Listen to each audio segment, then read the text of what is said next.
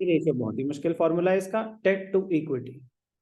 सोचो क्या फॉर्मूला होगा, debt upon equity, debt to equity, debt upon equity.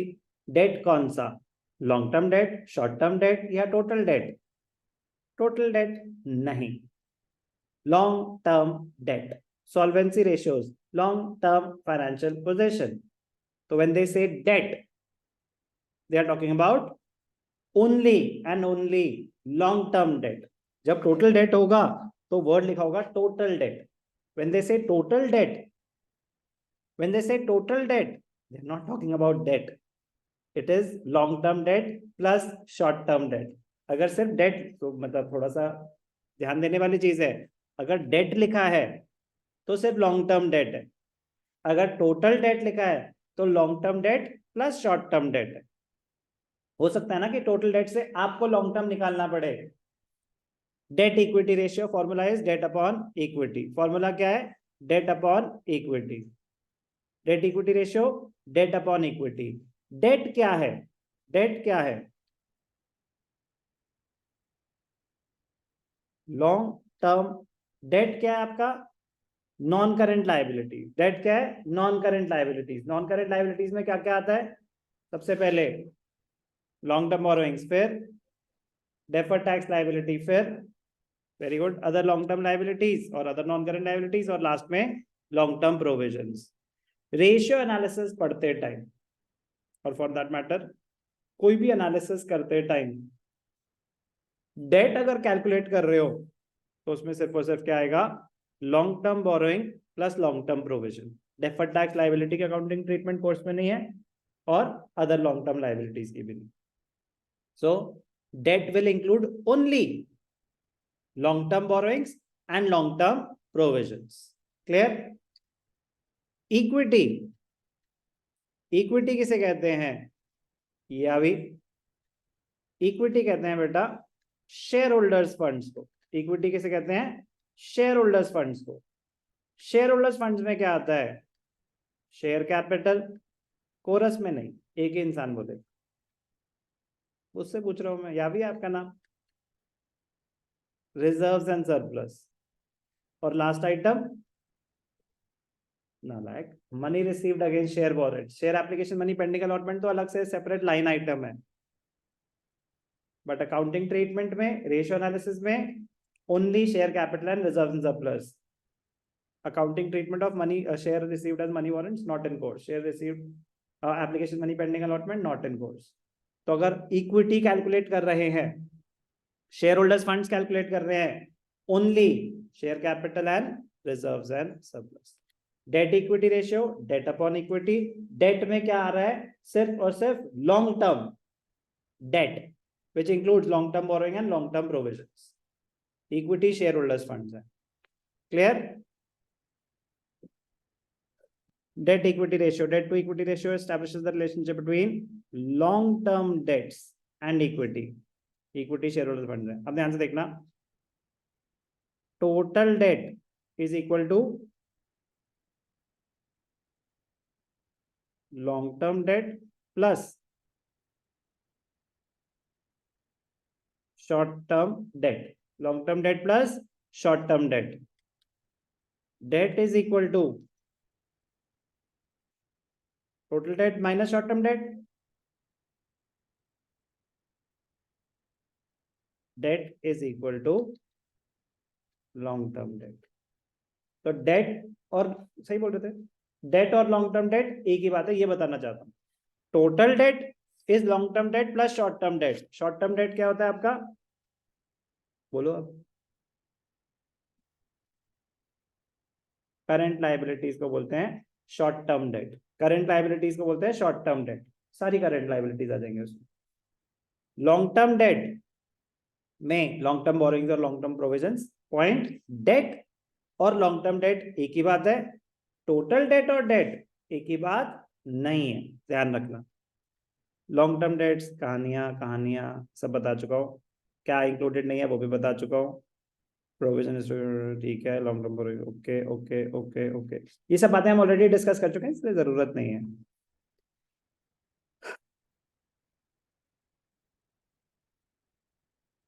अब ये जो और है ना, ये नेवर एंडिंग है।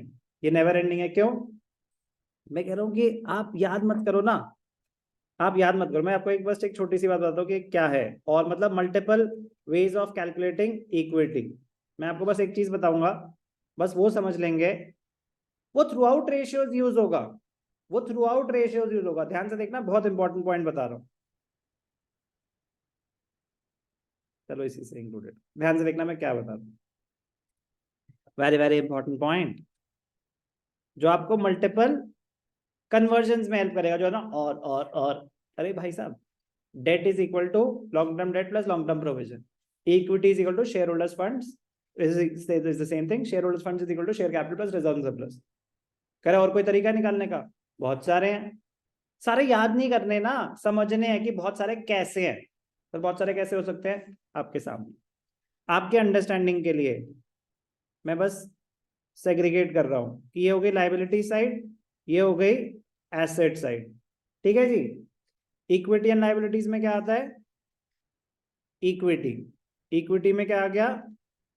शेयर कैपिटल, और क्या आ गया? Reserves and surplus. फिर क्या आता है? Non current liabilities. फिर क्या आता है? Current liabilities. एसेट्स में क्या आता है? नॉन करंट एसेट्स और करंट एसेट्स। तो ये क्या हो गए? Total assets. ये क्या हो गए? Total of equity and liabilities. ये क्या हो गया? Total date. यस और नो? अब सोचो मैं आपको क्या बोल रहा हूं कि इक्विटी कैलकुलेट करना ना बेटा, तो एक और तरीका है। Equity is equal to total assets minus total debt. तो अगर टोटल एसेट्स में से मैं इन दोनों का डेट टोटल सेम होना चाहिए, चलो वैल्यूज पुट करके दिखाता हूँ। कुछ भी बोलो, चलो कुछ भी बोलो लैक्स में। अब मैंने 5 लिख दिया, इसको तो चेंज कर देते सर, क्या दिक्कत है? बोलो कितना, जल्दी बोलो। इनका total 1 lakh. Non current liabilities, current liabilities 4 lakh. Total कितना हो गया? 8 लाख। नॉन करंट एसेट कुछ भी बोलो। अबे इतनी लाख। ठीक है। अब मैं कह रहा हूं, चलो बेटा ये गिवन नहीं है, ये बताओ क्या होगा? अरे भैया टोटल एसेट्स माइनस दे ये दोनों कर देंगे तो इक्विटी आ जाएगा। आ जाएगा कि नहीं आ जाएगा? अगर आपको टोटल लाइबिलिटीज रखा है तो इक्विटी कैसे आएगा? Total liabilities minus non current liabilities minus current liabilities. अगर मैं आपको ये टोटल दे दूं और ये ना दूं, बाकी दे दूं, निकाल सकते हो इक्विटी। तो ऐसे बहुत सारे तरीके हैं निकालने के कि अगर टोटल एसेट्स में से मैं कन्वर्जन है, कन्वर्जन है। अगर मैंने आपको टोटल एसेट्स दे दिया, ध्यान से देखना, टोटल एसेट्स दे दिया और इक्विटी नहीं दिया, टोटल एसेट्स दे दिया और इक्विटी नहीं दिया, नॉन करंट लायबिलिटीज और करंट लायबिलिटीज दे दिया, टोटल एसेट्स दे दिया। मैं दिखाई देता ना मैं क्या बोल रहा हूँ। टोटल एसेट्स दे दिया, ये नहीं पता आपको, ये नहीं पता। पहले तो सिंपल वाला क्या था, अगर 8 पता है तो 8 - 7 1 आ जाएगा। अब मैं कह रहा हूँ आपको नहीं पता कि इक्विटी और लाइबिलिटीज का टोटल 8 है, लेकिन ये पता है कि टोटल एसेट्स का टोटल 8 है। तो रास्ता बताओ बेटा, ये अभी सबसे पहले माइनस नहीं प्लस टोटल नहीं, हाँ माइनस कर देंगे तो इक्विटी आ जाएगा और तो एक रास्ता है सर, इक्विटी चाहिए, टोटल एसेट्स माइनस ये कर दो। लेकिन मैं कह रहा हूँ उससे और आसान कितना सिंपल है कि total assets will be equal to the total of equity and liabilities.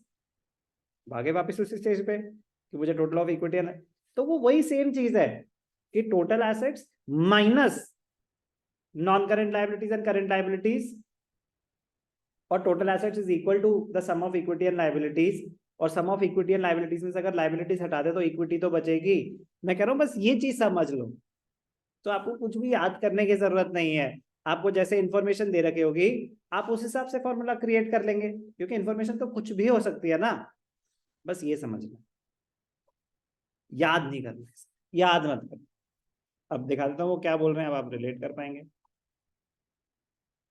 कहाँ है ये रहे, जैसे अब equity is equal to non current assets, जिसमें टेंजिबल भी हो सकते हैं, इंटेंजिबल भी हो सकते हैं, non current investments, long term loans and advances. अब वर्किंग कैपिटल क्या है? Current assets minus current liabilities minus non current liabilities. कितना कॉम्प्लिकेट कर दिया। ये क्या है? Non current assets plus non current investments plus, तो वो सब कवर तो कर लिया नॉन करंट एसेट्स ने, फिक्स्ड एसेट्स भी, लॉन्ग टर्म लोन्स भी, लॉन्ग नॉन करंट इन्वेस्टमेंट भी, सारी assets. Current asset minus current liability, मैं वर्किंग कैपिटल ले लूं, या मैं this plus this minus current liability और माइनस नॉन करंट लायबिलिटी कर दूं, बात तो एक ही है। तो क्या? Non current asset plus current asset minus current liability minus non current liability, तो ये क्या है? Total assets minus total liabilities ही तो है। और ये current asset minus current liabilities क्या है? वर्किंग कैपिटल है।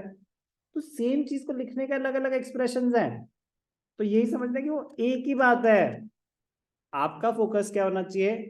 Date equity ratio. भैया डेट में ना दो ही चीजें आती हैं, लॉन्ग टर्म बोरोइंग और लॉन्ग टर्म प्रोविजन। इक्विटी में बस ये आता है। हाँ, डायरेक्टली गिवन नहीं हो तो आपको ये पता होना चाहिए कि भैया total of equity and liabilities will be equal to total assets. कुछ भी याद करने की जरूरत नहीं है, आप ट्राई करना ना, आपके सामने जो आइटम्स आएंगे वो इसमें पुट करके देख लेना, अपने आप मिसिंग फिगर आ जाएगा। लोड नहीं लेना, जितनी चीजें याद करने की कोशिश करेंगे उतनी हम भूलेंगे। फॉर्मूला वही क्रिएट हो रहा है, फॉर्मूला वही क्रिएट हो रहा है, फॉर्मूला वही, वो लिख के दिखाना होगा हमें प्रॉपरली। सेम चीज हम स्टेटमेंट फॉर्म में कर सकते हैं, वर्किंग नोट है हमारा। इजी है, इजी रहने देना, समझना। डेट इक्विटी रेशियो कहानी सारी बता दी जो बतानी थी। अब काम की बात, जो थ्योरेटिकली डेट इक्विटी, डेट और इक्विटी को कंपेयर कर रहे हैं, तो कह रहे फिर क्या मतलब? डेट जो हमने बोरोड फंड्स हैं, इक्विटी मतलब ओनर्स फंड्स। तो कैसा रेशियो? जैसे करंट रेशियो का सर 2:1 आइडियल था, कोई रेशियो का 1:1 आइडियल था, इसका क्या है? कुछ बुक्स कहते हैं 0.6:1, अब इसमें 2:1 बोला हुआ है, टीएस ग्रेवाल है 2:1, बट ये ध्यान रखना, मतलब इस पे हम देखेंगे डी के गोयल ने क्या बोला है, अभी यही फॉलो करेंगे। टीएस ग्रेवाल ने क्या बोला? 2:1। 2:1 का मतलब होता है भाई साहब, आपने अगर अपने 1 रुपए डाले ना, 2 रुपए तक आपने बाहर वालों का पैसा ले रखा है, जस्टिफाइड है, चल जाएगा। उससे ज्यादा, अब ध्यान से सुनना, 2:1 मतलब 1 रुपए ओनर्स फंड्स, 2 रुपए बोरोड फंड्स, कह रहे हैं यहां तक एक्सेप्टेबल है, ठीक है बिल्कुल। इससे ज्यादा तो रिस्की सिचुएशन है। क्यों है रिस्की? रिस्की क्यों है? क्योंकि debt carries a financial risk, debt पे आपको इंटरेस्ट पे करना पड़ेगा, you are highly dependent on outsiders funds, तो they will carry a fixed rate of interest. तो फाइनेंस, और कल को अगर आपकी कंपनी अच्छा नहीं कर रही, interest is a charge against profit, आपको तो देना ही पड़ेगा। It might lead to bankruptcy, it might lead to bankruptcy. तो high debt equity ratio is a risky position, so no one would like to give a loan to you in that scenario if you already have a high debt equity ratio. On the other hand, low debt equity ratio क्या show करता है? आपने अपना पैसा ज्यादा डाला हुआ है, बाहर से कम बोरो किया हुआ है, तो ये तो अच्छी बात है। कह रहे नहीं, you have scope for more expansion, कि आपको इजीली और मिल जाएंगे पैसे, कर लो रेस। कह रहे वो तो इक्विटी इशू करके भी हो जाएंगे। कह रहे मर्जी है, जब आप इक्विटी इशू करते हो तो आप ओनरशिप डाइल्यूट करते हो, कैपिटल स्ट्रक्चर पढ़ेंगे आप बिजनेस स्टडीज में। तो जब आप शेयर्स इशू करते हो तो आप अपनी ओनरशिप डाइल्यूट करते हो, तो ऑप्टिमम मिक्स मेंटेन करना चाहिए डेट और इक्विटी में, ठीक है ना? Do not mix business studies with accounts, क्योंकि उसमें कुछ अपनी एक्सप्लेनेशन वो ऐड करते हैं, ठीक है ना? क्योंकि सेम चीज मुझे पता है कि उसमें बिजनेस स्टडी में है ना, capital structure, optimum debt equity mix, इसका सिंपल सा है, उसका इलैबोरेटेड है, क्योंकि पूरा चैप्टर ही कैपिटल स्ट्रक्चर पे, तो उनका काम ही है ना उस चीज को डिटेल में एक्सप्लेन करना। ये उसका बहुत एक 1-2% है बस। डेट इक्विटी काम सेम है, बस काम सेम है। डेट इक्विटी रेशियो का पर्पस वही है, ये डिटरमिन करना कि भाई साहब आपने कितने पैसे डाले और आपने बाहर वालों के कितने पैसे लगाए। Clear? A high debt to equity ratio means that the enterprise is depending more on long term borrowings as against shareholders funds. Debt को क्या बोलते हैं?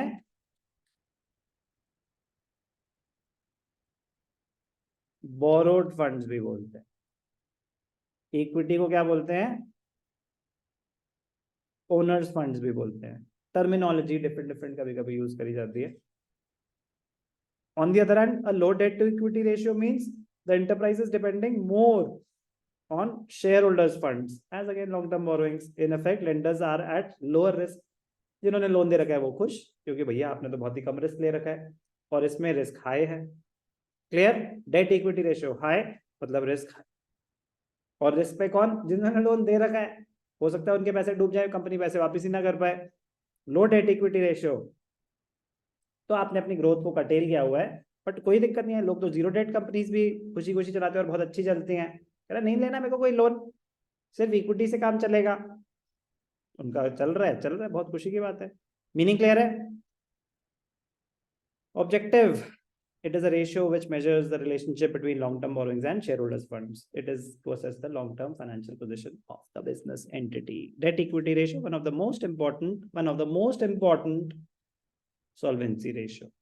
Debt equity ratio is one of the most important solvency ratio.